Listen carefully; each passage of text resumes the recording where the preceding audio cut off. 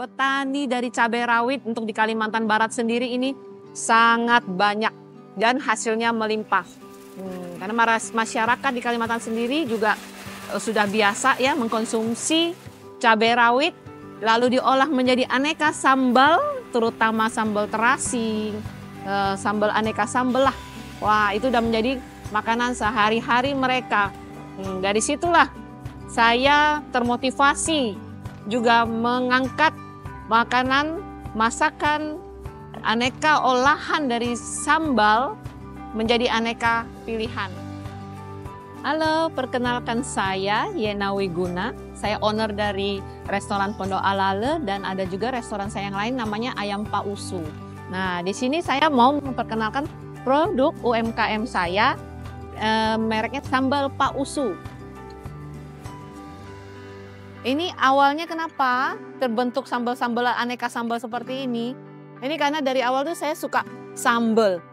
Siapa sih nggak suka sambal? Kita orang Indonesia. Dan untuk para petani dari cabai rawit untuk di Kalimantan Barat sendiri ini sangat banyak dan hasilnya melimpah.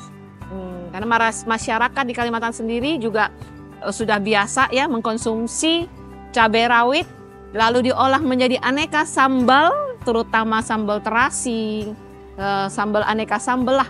Wah, itu udah menjadi makanan sehari-hari mereka. Dari situlah saya termotivasi juga mengangkat makanan, masakan, aneka olahan dari sambal menjadi aneka pilihan.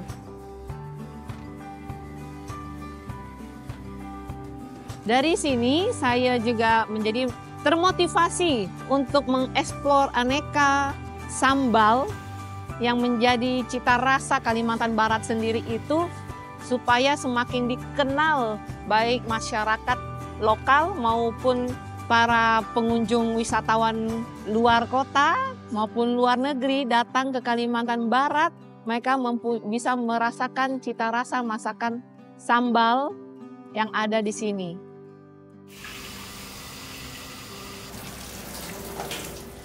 Dari kita produksi sambal Pak Usu ini, pengemasannya dari bahan bakunya sendiri itu betul-betul dari bahan baku petani lokal yang ada di Kalimantan Barat.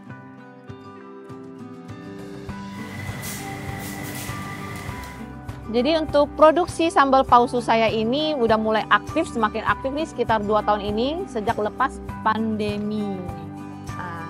Kalau restoran saya sendiri memang berdiri dari 2006, sudah 18 tahun. Semakin termotivasi waktu pandemi di mana bisnis kuliner di Indonesia merosot jauh. Jadi saya bisa semakin fokus untuk produksi UMKM, terutama uji coba di rumah sendiri. Akhirnya terciptalah aneka pilihan rasa. Ada dari ini sambal ikan talang asin.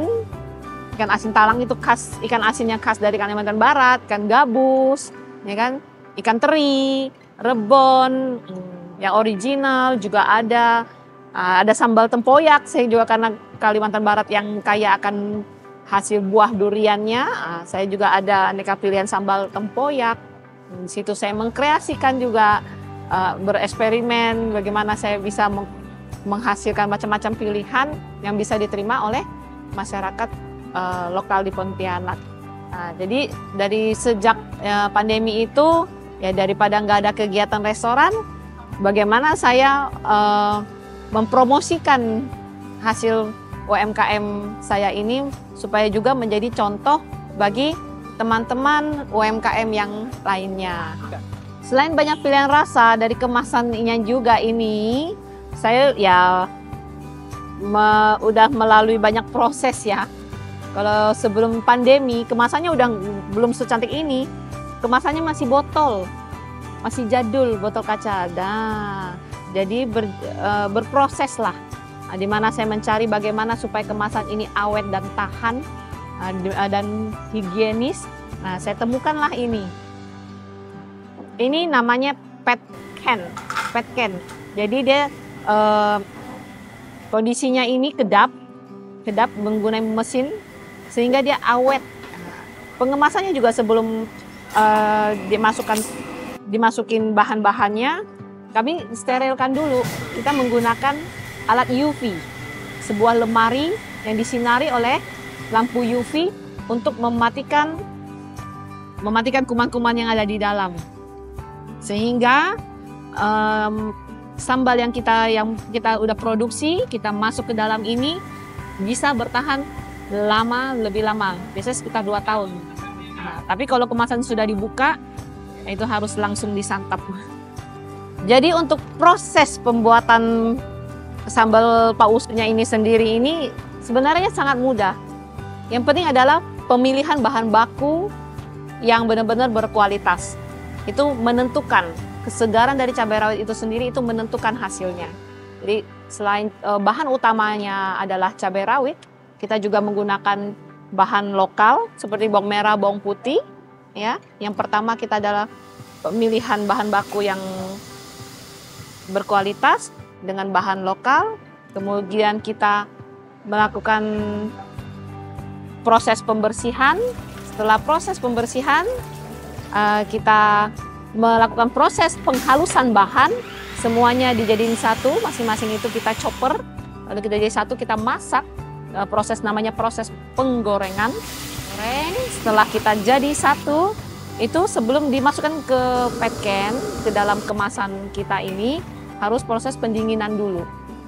Nah, setelah kita proses pendinginan itu, baru kita masukin bahan-bahan utamanya, seperti apakah itu rasanya dari baby cumi, atau ikan asinnya, atau ikan terinya. Baru kita masukin bumbu utamanya. Bumbu utamanya adalah sambal pausu itu sendiri.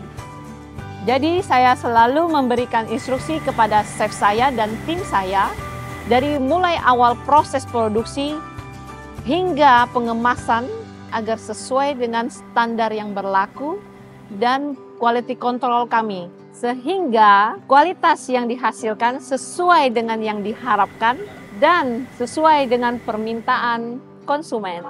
Harapan saya sambal pausu bisa menjadi warna dalam kuliner Kalimantan Barat. Dan satu lagi, dengan produk olahan cabai rawit ini dapat meningkatkan perekonomian petani lokal Kalimantan Barat.